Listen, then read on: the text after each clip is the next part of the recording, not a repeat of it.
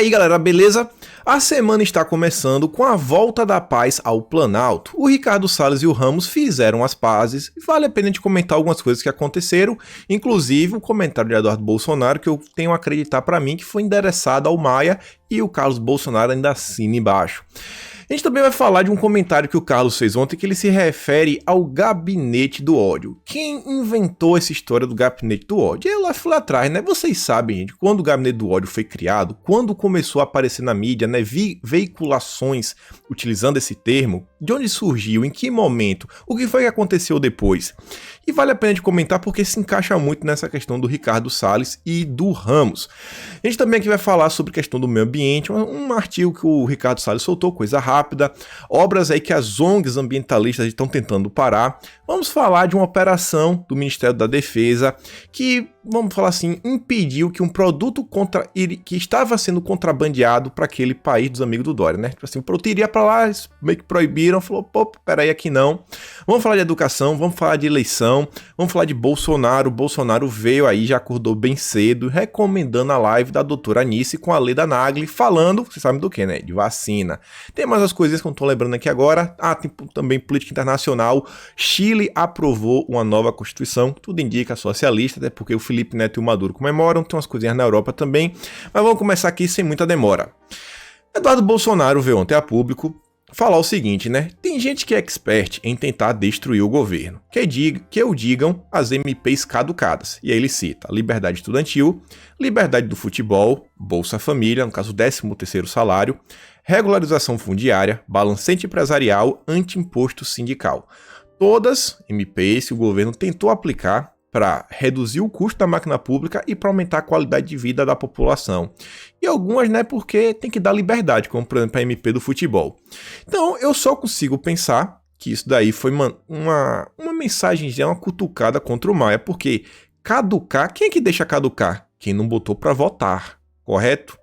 E aí o Carlos vem e fala, né, é o ódio do bem. E se a gente parar para olhar, que depois da questão do Ramos e o Salles, vocês viram lá, teve na sexta-feira, todo mundo teve, mostrei o que foi que teve. No sábado, o Salles já tinha vindo a público com um post do Paulo Guedes, falando, ó, o Paulo Guedes liberou dinheiro, tudo certo, vai voltar, volta, tudo certo, obrigado, bola pra frente, que atrás vem gente. Acabou. E aí, quem reacendeu a confusão toda foi o Rodrigo Maia. Fez lá uma postagem bem ácida, criticando o Salles, começou toda a confusão. Então, não sei, tenham pra mim que a coisa pode ter vindo de lá.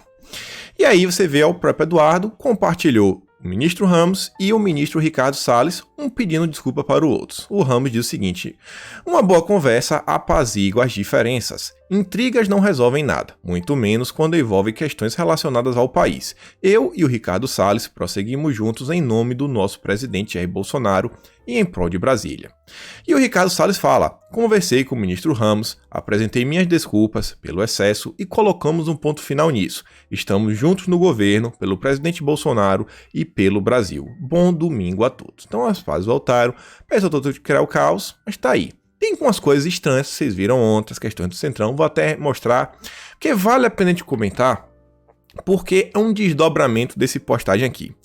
O Carlos, ele veio aí e falou o seguinte, ó: eu seria capaz de chutar quem inventou essa historinha de gabinete do ódio e desde então ventilou para a imprensa e suas derivações. Mas vou ficar quieto. Seguimos. Assim, aparentemente alguém inventou a história e passou para a imprensa. Alguém, principalmente lá de Brasília. Não sei, saberia dizer se foi do Planalto ou não. E isso me despertou uma certa curiosidade. Cara, o que é que tá acontecendo? De onde foi que surgiu essa história? Gabinete do ódio. Pô, a gente acaba usando isso, fala, sabe, aquelas palavras, a mídia inventou, foi do nada. De onde foi que surgiu? E aí eu fui atrás, eu perguntei no Twitter pro pessoal, falei, gente, vocês conseguem achar quando foi a primeira matéria, sabe, no Brasil que já se usa esse termo? E aí o pessoal me mandou algumas coisas. Essa daqui não foi a primeira. Isso daqui é um vídeo do Globo News de julho desse ano, um camarote que ele fala o seguinte, ó: expressão gabinete do ódio surgiu dentro do Planalto. Aí eu fiquei assim, meio curioso. Olha o que o Carlos falou, olha o que esse cara falou. Quero mostrar pra vocês, pra gente ir construindo junto aqui o pensamento. E olhem só isso daqui, é coisa de 40 segundos. Chamado Gabinete do Ódio. E essa expressão gabinete do ódio, Geraldo, é importante a gente falar que surgiu lá dentro do Palácio do Planalto, daqueles, inclusive ministros e assessores incomodados e preocupados justamente com esse gabinete de assessores ligados ao Carlos Bolsonaro, o vereador, e que ficam dia e noite postando coisas na internet. Agora a gente está sabendo, diante do que está afirmando o Facebook e o motivo do cancelamento dessas contas, o tipo de teor e as páginas que o Técio Arnaud estava mexendo. Que tá bom já.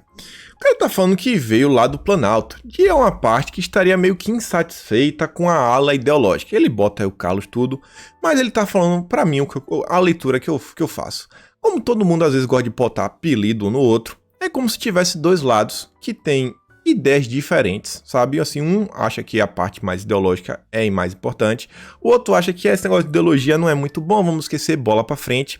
Cada um tem seus pós e seus contras. Mas aguenta aí que eu vou comentar sobre isso, vocês vão entender onde é que eu quero chegar. Aí, eu fui voltar no tempo. Vamos ver quando foi que essa expressão foi usada pela primeira vez. E aí eu descobri que foi na matéria que saiu no Estadão no dia 20 de setembro. A Vera Magalhães fala, ó, reportagem do Estadão e da Folha de hoje dão conta de que continua no Planalto o embate entre a ala mais ideológica do governo, chamada de Gabinete do Ódio, e os setores mais pragmáticos do entorno do presidente. Aqui é a reportagem do Cetrão. Então é o pessoal que achava o seguinte, ó, não dá pra gente só seguir a linha conservadora o tempo todo, a gente vai ter que ceder um pouco, talvez temos que conversar com o Centrão, e tinha um pessoal da ala ideológica falando, pô, a gente tem que olhar essas coisas aqui de perto também. Então, aparentemente veio daí. Sendo ou não, na verdade a matéria é do dia 19 de setembro, né? Tô 13 horas à frente. Aí olha só o que é que a matéria falava. Primeira vez que essa expressão foi veiculada. O Palácio do Planalto abriga um núcleo de assessores que tem forte influência sobre o presidente Jair Bolsonaro e é conhecido como Gabinete do Ódio. Defensores da pauta de costumes, eles produzem relatórios diários. Aí, pra mim, isso aí é narrativa. Mas você vê, eles tratavam o Gabinete do Ódio a parte ideológica do governo. Nessa área ideológica faz a cabeça de Bolsonaro, isso, aquilo, outro. Além de ofuscar a nova coordenação política, comandada pelo ministro da Secretaria de Governo, Luiz Eduardo Ramos. Então, meio que num embate entre a ala mais ideológica e a ala mais pragmática, quem acabava sendo mais afetado era o Ramos. E diz, né, esse núcleo ideológico atrapalha muito nossa vida aqui no Congresso, disse o deputado Coronel Tadeu. Desse jeito, o PSL vai acabar sofrendo uma derrota atrás da outra. E aí era o pessoal, né, fazendo algumas críticas na época. E aí, olha só isso daqui. O cara comentou, isso aqui também foi no dia 19, tô 13 horas à frente, aí o Twitter acaba mudando a data, e é o Ângelo. Fui pesquisar o que eu achava lá no Twitter na época, e eu achei esse comentário interessante que ele fala o seguinte, ó. Um padrão seguido neste governo e suas crises internas é que todo grupo, figurão, que perde influência começa a vazar versões para a imprensa como uma forma de atacar as alas que são avessas a essa elite. Foi o que fizeram Bebiano, a Vera da Jovem Pan escreveu colunas e fazia posts ameaçando. Olha, não se abandona um aliado desses, hein? Ele pode falar muita coisa. Mourão e Santos Cruz. Quem lembra do esforço do antagonista para que ele ficasse? No caso, o Santos Cruz. De ontem para hoje, o padrão se repete. Leiam esta reportagem do Estadão. O Estadão elogia Flávio e a Folha dá a entender que a fonte de tudo é Luiz Eduardo Ramos. Falando aí que quem estava vazando coisas na época era o Ramos. Calma que vocês vão entender o que é que eu quero falar. Independente se foi o Ramos ou não que fez esses comentários, fez os vazamentos. Saiu uma matéria ontem do antagonista que falava o seguinte, ó. A ala ideológica e Congresso não conversam, diz o líder do governo. Líder do governo na Câmara, o deputado federal Ricardo Barros, refutou a possibilidade de que a ala ideológica do bolsonarismo possa derrubar o ministro Luiz Eduardo Ramos. A ala ideológica e Congresso não conversam. A ala ideológica não tem repercussão na articulação política, disse ao Correio Brasiliense. Não vejo esse perigo de Ramos cair da articulação. Está tudo na mais absoluta tranquilidade. Ramos disse ainda que a briga entre Ricardo Salles e o general é um assunto superado e que a imprensa quer criar problema onde não existe. E aí, eu ia mostrar uma coisa, fazer um comentário aqui sobre a questão do Bebiano, Santos Cruz e o que vem aí acontecendo. Independente de quem vazou informação, se vazou, se não vazou, já estamos em paz, vamos esquecer esse pedaço. Agora tem uma coisa que vale a pena de comentar, que foi a história do governo Bolsonaro. Quem vai se lembrar, na época ainda das eleições, estava lá na campanha, Bolsonaro estava no hospital, já teve um certo embate com o Bebiano. Tava não vai, não caiu, ficou, assumiu. O Bebiano, quando o governo começa, ele estava na posição que quem estava até, sei lá, uma semana atrás era o Jorge, que era basicamente só assessor do presidente, o assessor mais jurídico da coisa, secretaria de governo. Não é secretaria, a secretaria de governo, na verdade, é o Ramos. Mas é como é o cargo que estava o Jorge. Ele estava lá, ele caiu em fevereiro, depois de embate que teve lá com o Carlos. Óbvio, ele fez coisa pra cair. Lembra do áudio que tinha? Ele queria incriminar Bolsonaro, queria associar Bolsonaro com a questão das candidaturas laranja do PSL. Deu um monte de coisa errada e a gente viu que era Bebiano. Então, o cara caiu.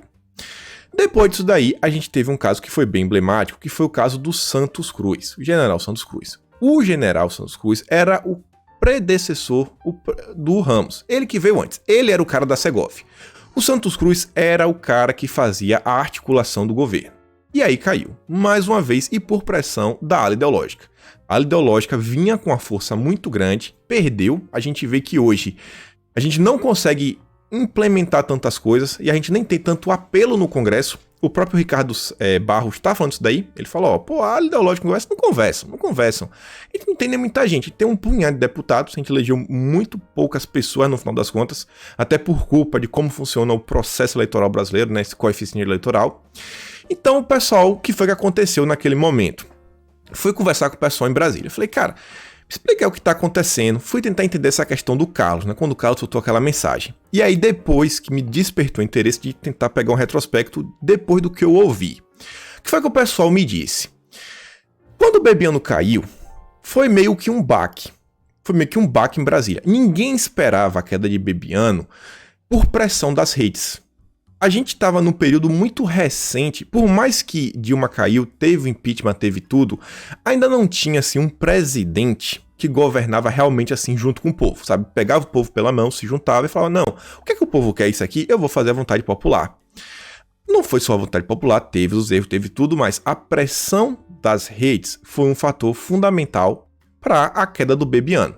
O pessoal entrou, levantada de hashtag, mostrar as incoerências, sabe? Chegar junto, quebrar a narrativa de mídia.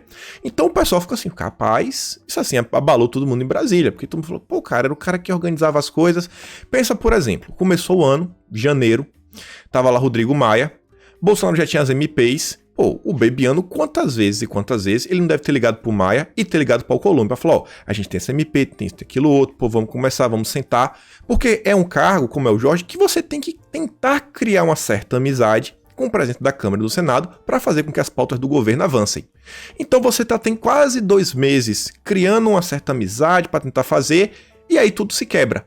Aí tudo que o Maia vinha fazendo, conversando, ele agora vai ter que começar a tratar, que depois foi o Floriano Peixoto, que depois foi pros Correios e veio o Jorge. Aí, pô, agora vou ter que tratar com o Floriano Peixoto, é uma nova amizade, é um cara que eu não conheço. Aí, sabe, o cara vem, conversa, até pega uma amizade, é uma coisa. Então, um negócio estranho. O pessoal não esperava. Isso não acontecia em governos anteriores. Quando caía, era queda por corrupção. E depois, o caso mais emblemático foi o do Santos Cruz. O que foi que aconteceu na época do Santos Cruz? Ele era o cara da articulação.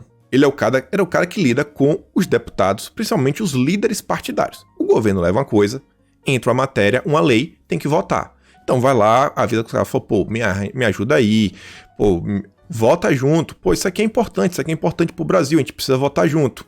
Então o Ramos, ele tem o contato, tava lá já, o Santos Cruz na verdade, 5 meses lá, lidando com a galera, já resolvendo coisa de emenda aqui, emenda cá, pô, vai dar algum cargo, não vai, começando a fazer alguns acordos, começando a fazer algumas negociações com partidos, sabe, vai apoiar o governo, a gente vai apoiar o governo, vai fechar com o governo, agora, pô, a gente precisa uma emenda, porque lá no interior do meu estado, tem uma cidade que tá precisando de uma obra, sabe, de saneamento, e eu tô precisando da liberação de emenda, o governo, pô, a gente tá com o orçamento apertado, tem que ver, e aí vai naquela negociação, coisa legal, do dia a dia da política. Então o cara vai e cai, mais um ministro. Pensa aí agora o Centrão e os partidos diversos, todo mundo vai ter que refazer, sabe, o seu trato. E a conversa em Brasília, que o pessoal dizia, é o quê? O Ramos, ele é muito mais fácil de conversar do que o Santos Cruz. Diz que o Santos Cruz era um cara assim meio intransigente. Você via lá, o cara mal ria. O cara ficava assim, cara de raiva o tempo todo. Então, o pessoal assim ficou meio, cara, o cara caiu, velho. Uma nova relação começa. E aí foi o que eu mostrei pra vocês ontem. O Maia saiu em defesa do Ramos, o Alcolumbre saiu em defesa do Ramos, o Eduardo Gomes, que é o líder do Congresso, saiu em defesa do Ramos, o Ciro Nogueira, o cacique do PP, saiu em defesa do Ramos, o Ricardo Barros, que é o líder da Câmara, saiu em defesa do Ramos, o Kassab, presidente do PSD, saiu em defesa do Ramos, o líder do PSDB saiu em defesa e até o Roberto Jefferson também saiu em defesa. E eu tinha mostrado para vocês que a própria Poder 360 em outubro tinha falado que o Ramos é o responsável por conversar com os líderes partidários. Então vejam como são as coisas. Vem todo esse caos mais uma vez, o pessoal fala, pô, isso aqui eu vi esse filme no passado. Eu vi o que foi que aconteceu com o Santos Cruz. Se o Ramos cai agora, tipo, é interessante para qualquer partido que seja ter que recomeçar negociações. Imagina, cai o ministro. Viu um ministro novo. Aí você vai lá, aquela conversa que você teve no WhatsApp, que não tem nada formal. Mas você chega assim, pô, cara, então, com o Ramos, ele tinha me prometido me ajudar com a emenda, porque eu votei tem um mês atrás na coisa do governo, tentei ali ajudar na questão lá do marco do saneamento. Tem aí como, pô, cara, eu tô chegando agora, eu tenho que ver, desculpa, eu não vou poder te atender. Então imagina a quantidade de acordos que podem ser desfeitos. O problema que é um problema, é questão política, tá? Trava a máquina pública. Então você vê, eu falei, cara, pô, interessante isso daqui. Só que tem mais coisa. Falei pra vocês da questão da ideológica. Vem perdendo força por diversos motivos e que o Ricardo Barros diz, ó, a ideológica hoje não conversa muito com o Congresso. Primeiro que a gente não tem uma linha de comunicação, sei lá, o povo e os deputados. A gente tem um punhado que a gente conversa, o Eduardo, a gente tem a Bia, Felipe Barros, a Carol de Tone, esse pessoal, mas são deputados que acabaram de chegar, gente. Vocês acham que esses políticos que estão em Brasília há mais de 30 anos, sabe, vai deixar esse pessoal que acabou de chegar sentar na janela, se tornar presidente de comissão, botar as pautas que quer? Não, esse cara chega, não, peraí, Rodrigo Maia, olha, eu tenho essa pauta aqui, essa projeto de lei que é do líder do MDB, do Baleia Rossi, e eu tenho isso daqui, um pedido da Carol de Tone. Pô, Carol, e boa, Carol, é o Baleia Rossi, né, é o MDB, amiga. Eu vou tentar me candidatar de novo, eu quero o voto, então eu vou tentar emplacar um cara do meu lado, eu vou ter que dar prioridade para algum lado. Então já começa desse primeiro processo. E você vê aqui, ó, por exemplo, a bancada evangélica, ela não é grande igual a bancada ideológica. Eu acho que, inclusive, a bancada ideológica pode ser até maior em números totais, botando todo mundo que a gente elegeu mesmo, aquela base bolsonarista que a gente tanto fala. Só que a base evangélica é uma base organizada, que já tem anos em Brasília, então já tem, não tá na janela, já tá sendo assinado no meio, quer dizer, não tá no corredor, já tá quase na janela, já tem alguns que estão sendo na janela, tem senadores, a gente não tem nenhum senador, a gente tem só o Flávio Bolsonaro, é o único que a gente tem. Realmente um bolsonarista. E aí você vê, ó, a fidelidade da bancada evangélica. Enquanto a taxa média do governismo da Câmara dos Deputados é de 76%, entre os deputados evangélicos é de 89%. No Senado, a taxa de governismo geral entre senadores é de 87%. Entre os parlamentares evangélicos, 91%. Aí você vê, os evangélicos tem isso, tem aquele grupo lá de juristas, Pô, esqueci o nome. Falei tem uma semana atrás que mostra uns 700 juristas que tentam fazer um certo lobby pra colocar a gente na CGU, DPU. Pô, você é contra o aborto? Tem que ser contra o aborto, senão você não pode entrar. Os caras fazem isso. Tanto que Bolsonaro falou, o próximo cargo pro STF vai ser um cara terrivelmente evangélico. Que Bolsonaro tá vendo, pô, ele tá recebendo algo em troca. As coisas estão acontecendo. E aí a questão, inclusive, às vezes, até daquele meio que embate no governo. Que os caras falam, pô, velho, eu até entendo o Bolsonaro. Às vezes o Ramos chega, Bolsonaro, eu te entendo. Eu entendo como é importante. Eu consigo concordar com você que as pautas vamos dar a ideológica são muito importantes para o povo, são benquistas, mas a Câmara não tem interesse em aprovar isso.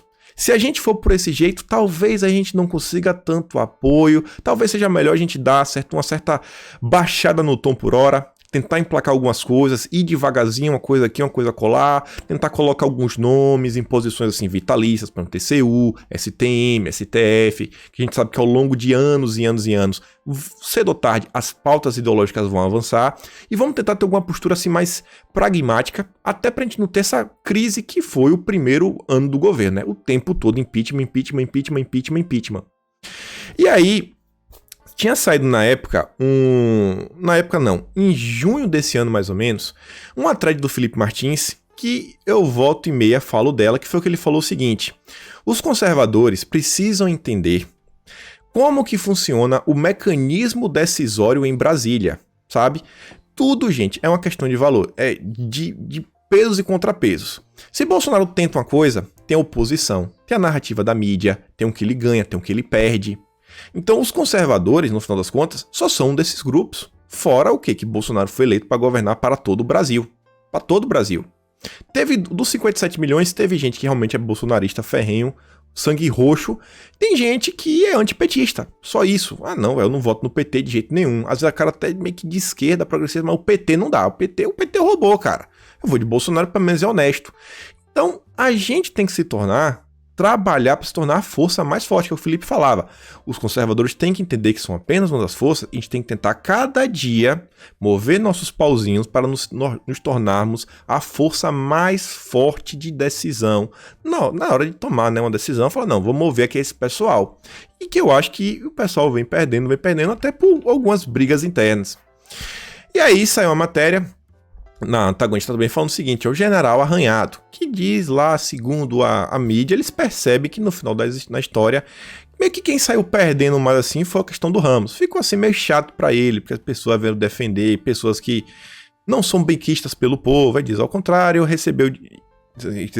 Fala do Ramos e diz que, no contrário, que enquanto o Ramos foi muito criticado, o Ricardo Salles recebeu diversas mensagens de apoio de ministros que não compõem a ala militar. O filho 03 do presidente, o deputado Eduardo Bolsonaro, veio a público apostar suas fichas em Salles. Inclusive, isso daí é um dos motivos que eu tenho pra mim quase certo, porque o Passarinho Verde me contou, que Bolsonaro chamou o Ramos pra dar uma volta. Gente, Eduardo Bolsonaro fazer um comentário, convenhamos, né? Eu mesmo falo isso, falei, cara, é o Eduardo que falou, bicho, eu tô com o Eduardo. Eu acho que o Eduardo tá alinhado com o pai dele. Então, o que Eduardo fala acaba soando aos ouvidos que fosse o Bolsonaro falou. Então, o Bolsonaro teve, fazer um aceno também pro Ramos. É importante. Tudo isso daí é o governo, gente. É política. É política. A gente pode ficar no que a gente quer que seja, ou a gente pode lidar com o mundo real, o mundo da política. E aí, interessante também te voltar por questão do gabinete do ódio, saindo um pouquinho dessa situação. Na época, né, dia 21 de setembro, Carlos já falava: depois de robôs, milícia digital, telefone sem fio, computador voador, de volta para o futuro e sei lá mais o que, o sistema inventa um tal de gabinete do ódio. Seria engraçado se não tivesse o intuito claro de criar mais uma narrativa contra o presidente. Tudo desenhado. E, gente, no final das contas, essa história do gabinete do ódio realmente foi algo tão desenhado que gerou o monstro chamado CPMI das fake news. Se você olhar aqui, foi o dia 21 de setembro. Eu fui lá, na mesma época, mesmo dia, a Sarita veio trazer uma reportagem da Globo da época. PT quer que Alexandre Frota preste depoimento à CPI das fake news. Foi chamar o Frota, e foi o Frota que levou o nome de todo mundo, falou do pessoal direito, o pessoal do Twitter, todo mundo, tava lá. Fui na mesma época que saiu a notícia do gabinete do ódio. Olha como as coisas começaram a se desenhar. Quando a gente olha hoje o que aconteceu, até o inquérito do STF, olha só como começou. Às vezes de uma matéria da mídia. Uma matéria da mídia, um nome. Se isso realmente veio de vazamento, cara, é muito complicado você ver, né? Às vezes o cara fez até numa raiva do momento, falou, esses caras aí, sabe como é trabalho, né? Sempre tem você não gosta do seu colega, tem um colega de trabalho que você não gosta. O cara fez de um jeito, gerou esse monstro inteiro. E a Sarita diz, eu disse, jogo casadinho, cantei essa pedra ontem. O objetivo da narrativa sempre foi pautar a CPMI do terceiro turno e da censura. Printem minhas postagens sobre isso, tem várias. Realmente, Sarita estava certo, Passou-se um ano e a gente viu o que aconteceu, e o Frota.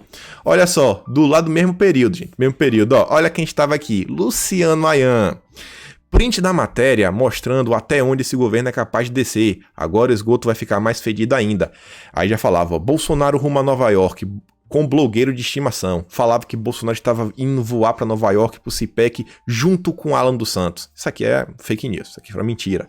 Mas vejam só, na mesma época que saiu o Gabinete do Ódio, o pessoal veio junto na narrativa. Olha o que deu. Olha o que deu.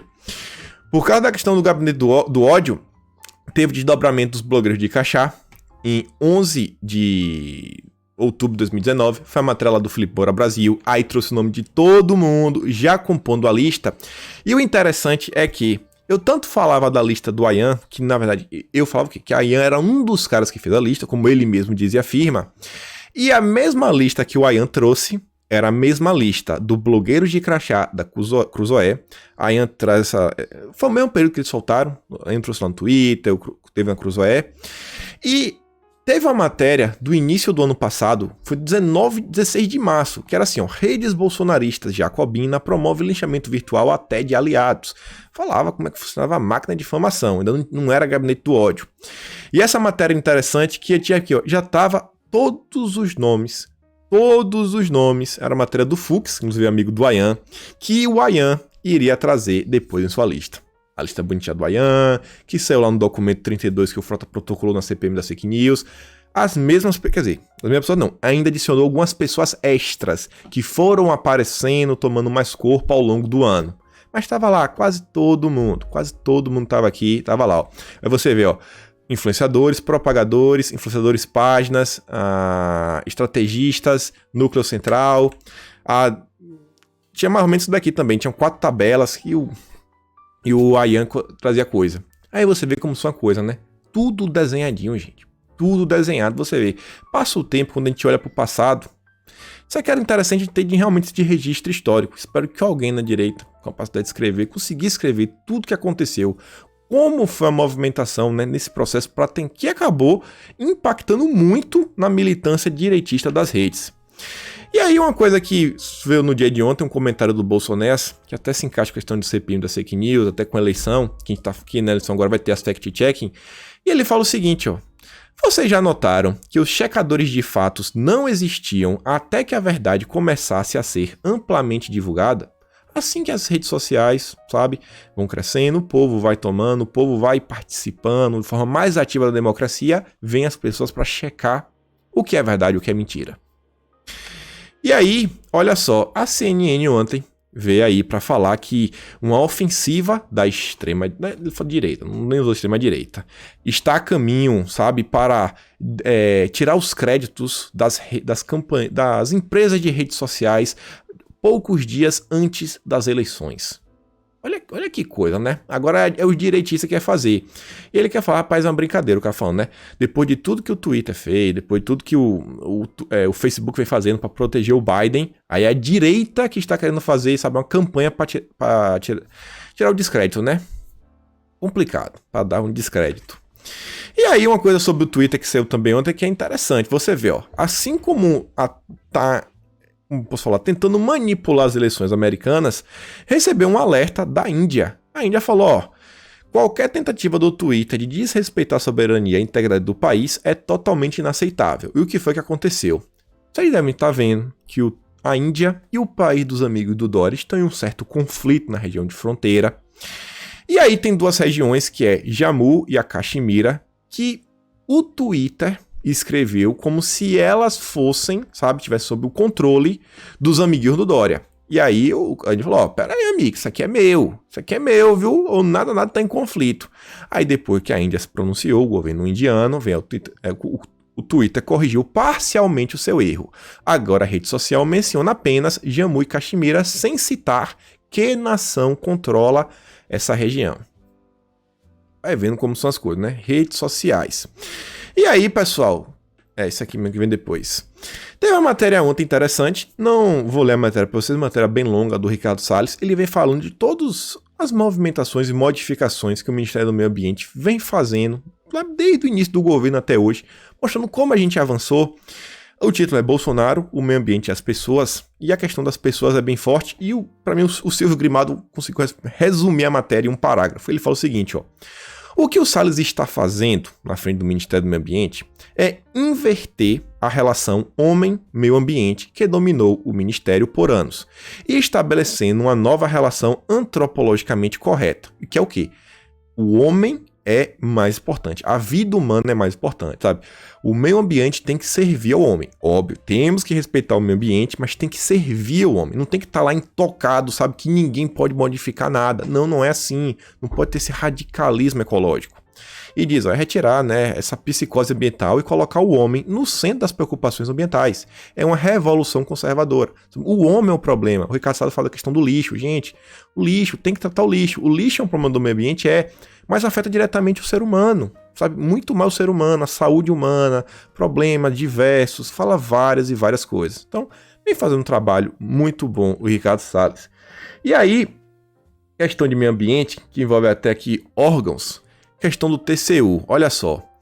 O Paulo Eduardo Martins diz, o onguismo é a estrutura formal da militância do atraso. ONGs estão tentando impedir no TCU obra de ferrovia, uma obra de ferrovia. E diz o seguinte, as ONGs que recebiam milhões do governo até Bolsonaro tomar posse, agora tentam, através do Ministério Público, atrapalhar investimento na ferrovia EF-170, conhecida como Ferrogão, que vai ligar Mato Grosso ao Pará. A ferrovia atravessa quase 1.000 quilômetros para escoar produtos da região aos portos na costa. A previsão de quase 13 bilhões de investimento na reunião, que é uma das mais pobres do país. A informação é da coluna do Poder. A ideia é parar tudo porque durante o governo Temer, o diretor da ANTT prometeu ouvir comunidades indígenas, ou seja, as próprias ONGs. E aí o Ministério Público Federal entrou na vibe das ONGs e pediu que a TCU suspenda a ferrovia até que os índios sejam consultados. Não, espera aí, vamos ver, é só 13 bilhões parada, a região é pobre, isso daqui ainda vai aumentar os ganhos e os lucros do agronegócio, vai baratear o custo do produto brasileiro, mas não, vamos ouvir os índios primeiro. É uma piada, né, gente? E diz, ó, a ONG Instituto Socioambiental, que só em 2018 abiscoitou quase 20 milhões do governo e já não leva mais nada, é uma das autoras da ação. Bolsonaro falou, não vai ter mais dinheiro, acabou, a teta secou, a torneira fechou. E o pessoal tá aí, né? É por causa dessas e outras que eles querem tanto a queda do Ricardo Salles. Querem tanta queda. Falam, não, cara, o meio ambiente lá liberou, pode construir a pauta. Mas vem lá os ambientalistas radicais. Envolvendo aí órgãos federais, sabe? Movimentações atípicas. Na verdade, ele não tem nada de atípico, né? Mas aqui tem. A PF investiga mais de 2 bilhões de compras suspeitas da pandemia. O jornal Globo aqui fez um levantamentozinho rápido para afirmar o seguinte, ó, que a Polícia Federal, desde abril, já realizou 52 operações em 19 estados. Gente, eu acho que vai dar muito ruim para vários governadores. Já deu ruim para o Witzel, já deu ruim para o Moisés, gente, os governadores já caíram. Quando foi a última vez que a gente viu um impeachment de governador? Quando foi? 2 no mesmo ano, questão de meses. Investigadores apuram agora, dentro desse universo de 2 bilhões, quanto de fato foi desviado. Todas essas ações somaram 11 prisões preventivas, 120 detenções temporárias e 929 mandados de busca e apreensão. Então, é a Polícia Federal tentando deixar a gente hypado, né? Aquele sentimento que as coisas vão dar certo e gente vai ser presa. E falando em ser presa, a apreensão, na verdade, o Ministério da Defesa nos informou que a maior apreensão já realizada no estado ocorreu em conjunto das Forças Armadas com a Polícia Federal, IBAMA, Agência Nacional de Mineração e Receita Federal. No dia 23 de outubro, 2 pessoas foram presas em flagrante em empresas localizadas na retroárea do Porto de Vila do Conde, em Bacarena, no Pará, por não possuírem documentação legal. E no dia 24, mais de 146 mil toneladas de minério de manganês também foram apreendidos no porto de exportação. Os 186 contêineres com manganês seriam destinados aos amiguinhos do Dória. Olha só, né? E a Yatsuki diz, né? 186 mil toneladas ilegais, né? Verdade. Será que vai ter alguma nota de repúdio do Rodrigo Maia? Do Alcolumbre? Ou nesse caso, não tem preocupação com o meio ambiente, né?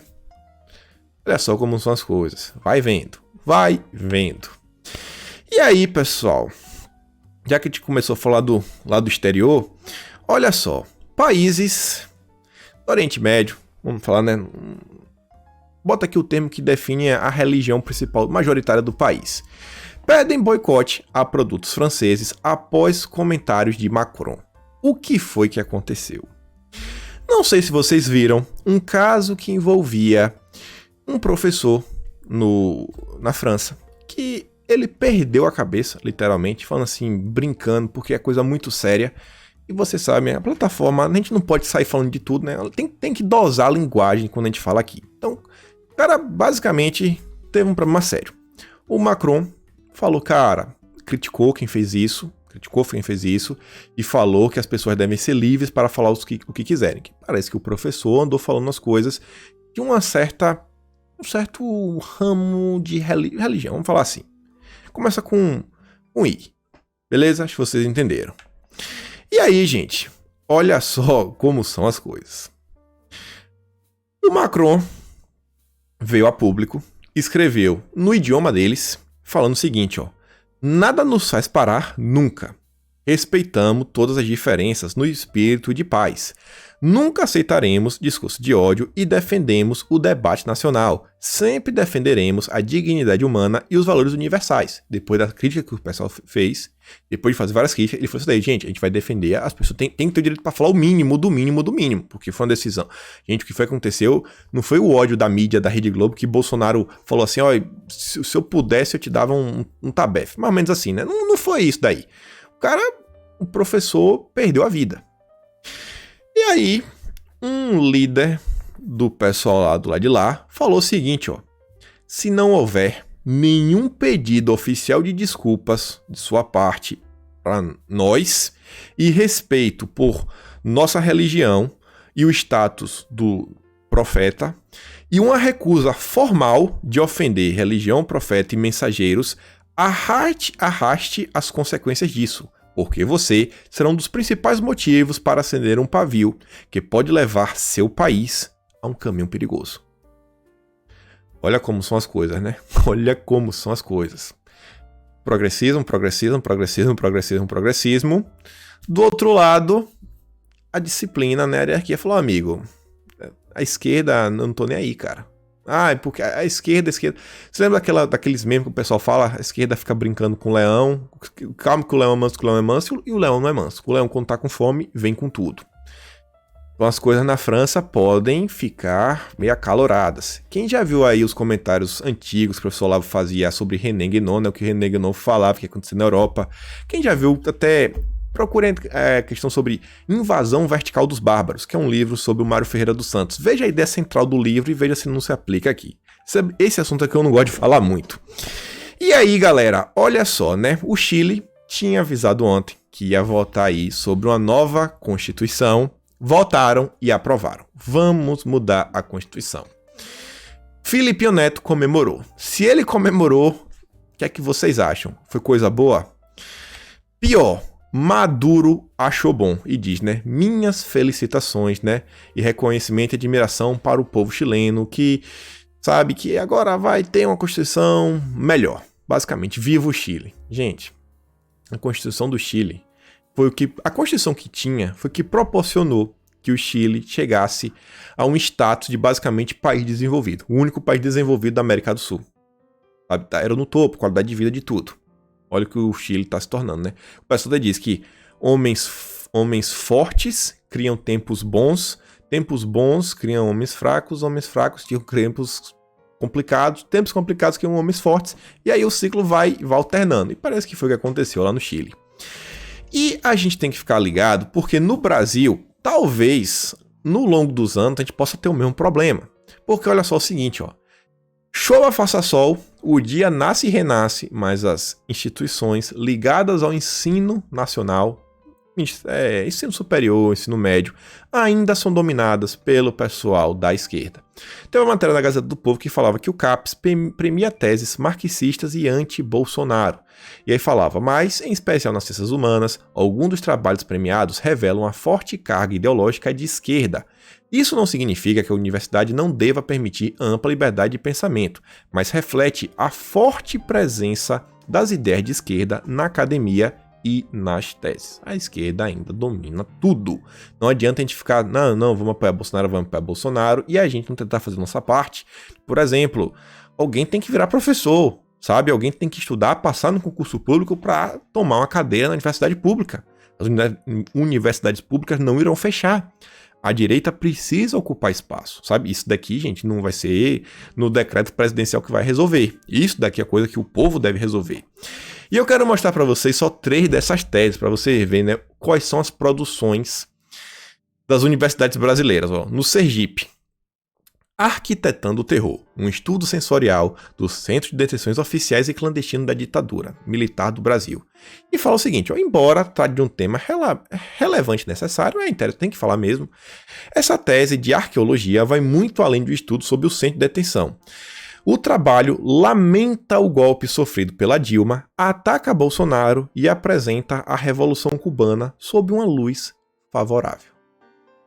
Aí tem o trabalho, ó. Transversalidade de gênero em políticas de cuidado, uma análise comparada das políticas de cuidado infantil no Brasil, Argentina e Uruguai durante o giro à esquerda.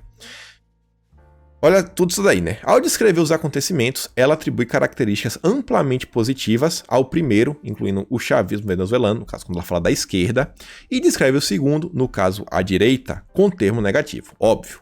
Embora afirme que há governo de extremes direita na América Latina, ela usa uma classificação mais amigável quando se refere ao chavismo, esquerda contestatória. Não, deturparam marca, ainda te contesta algumas coisas na Venezuela, né?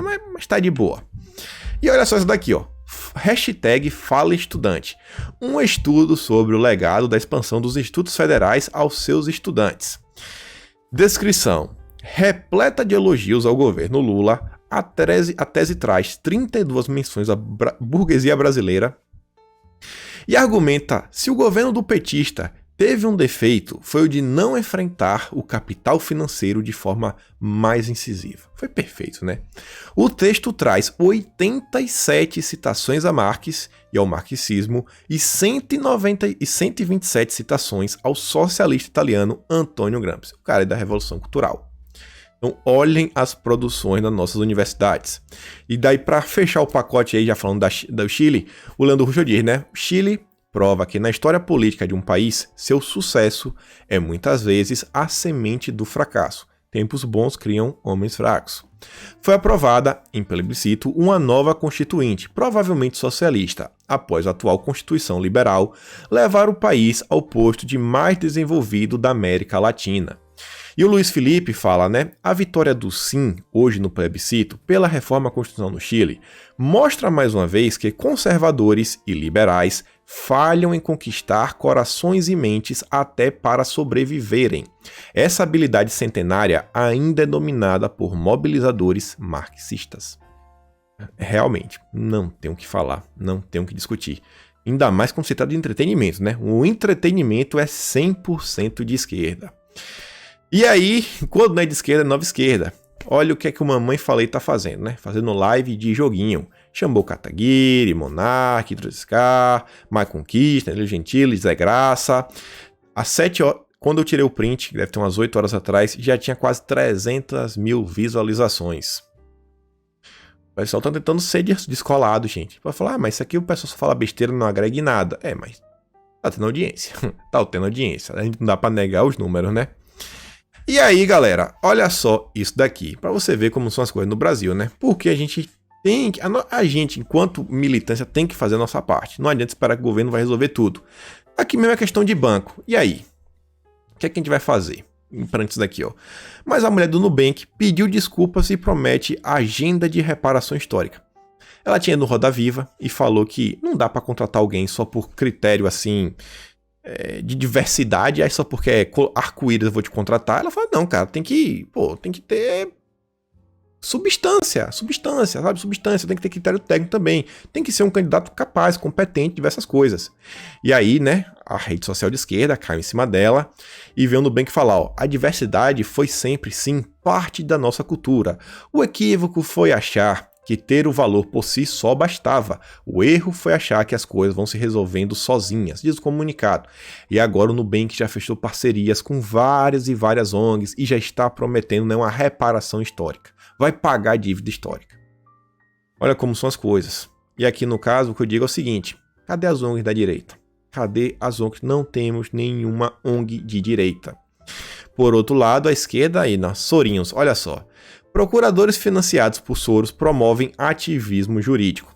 Essa matéria aqui não é sobre o Brasil, mas vale a pena mostrar o seguinte, ó. Ativistas políticos autodenominados progressistas que ganham eleições para o cargo de procurador com apoio de doadores ricos dão mais importância às iniciativas de justiça social do que segurança pública, diz analistas jurídicos. George Soros, o bilionário húngaro-americano, se destaca como o maior investidor por trás de um super PAC, Comitê de Ação Política, que ajudou a eleger procuradores responsáveis por um aumento drástico nos índices de criminalidade.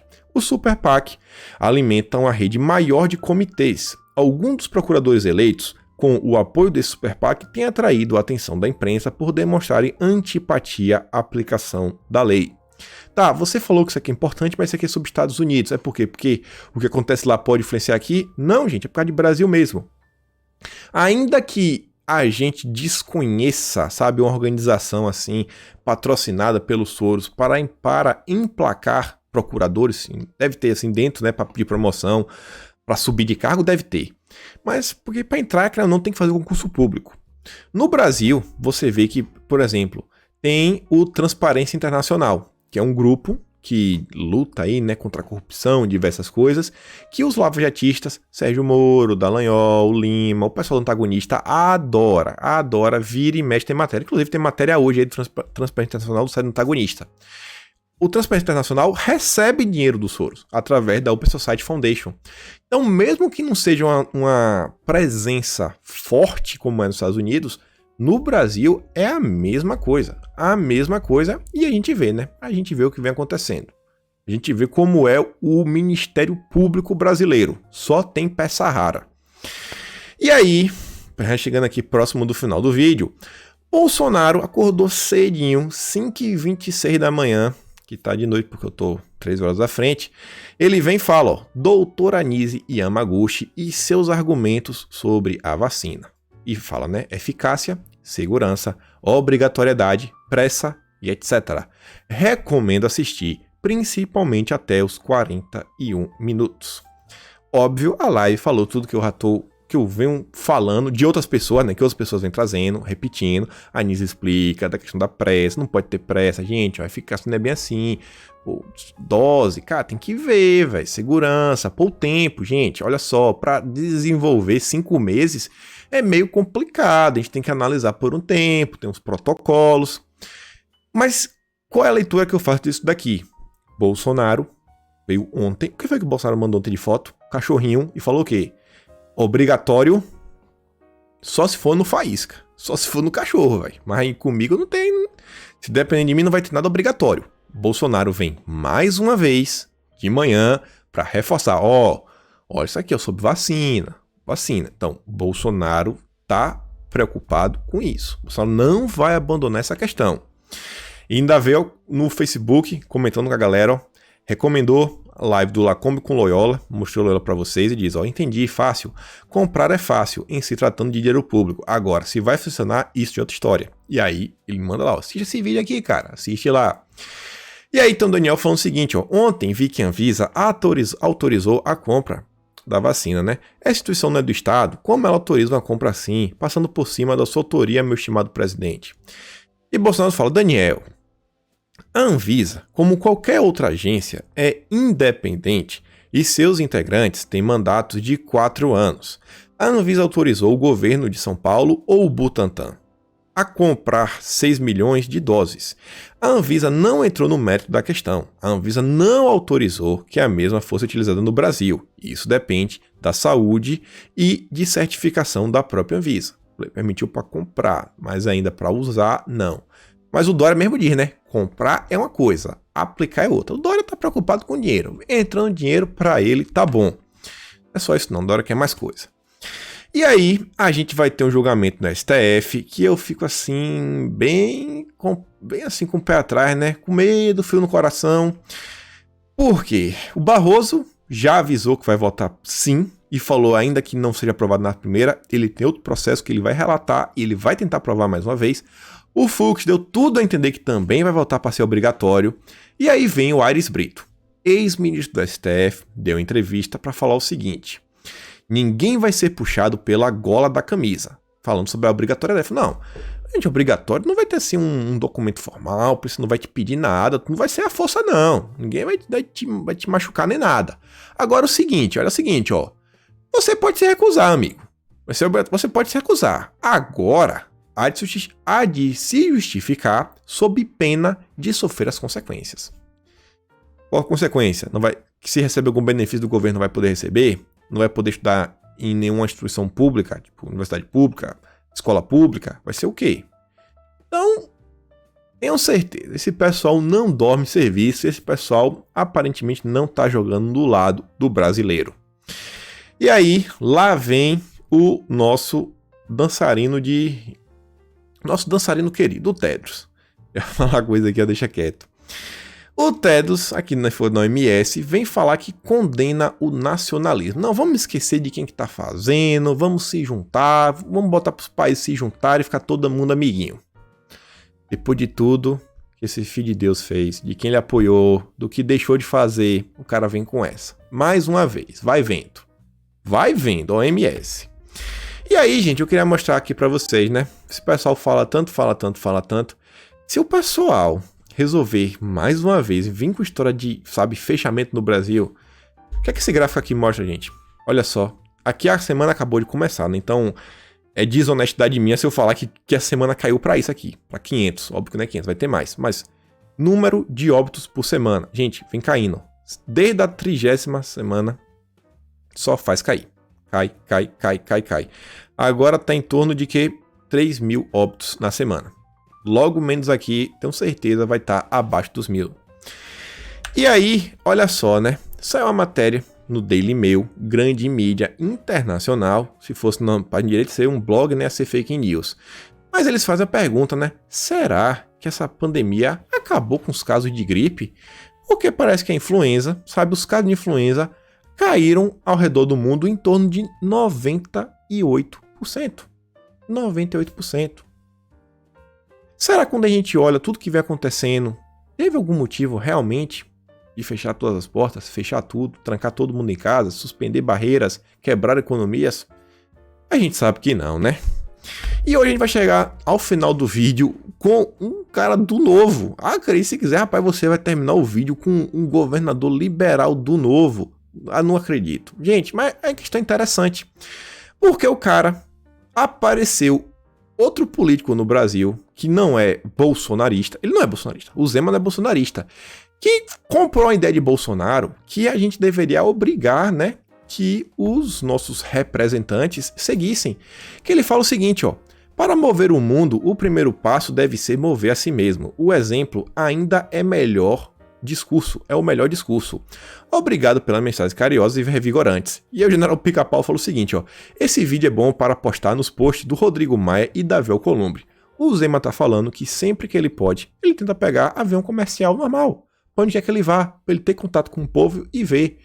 E aquela coisa, né? Quem não deve não teme. Óbvio que ele negou o Bolsonaro, ele não é, ovacionado, não é carregado no colo, mas consegue andar livremente. Será que o Maia consegue andar livremente? Será que o Alcolumbre consegue andar livremente pelo Brasil? Ou será que tem que estar rodeado de seguranças o tempo todo? Então fica aí a dica, né? Isso daí, o nosso presidente tá fazendo escola, tá dando falando assim, ó, cara, vem comigo que o gol é certo. E é isso aí, galera. Fico por aqui, aquele grande beijo e abraço. Quem puder dar aquela curtida, compartilhada, vejo vocês amanhã.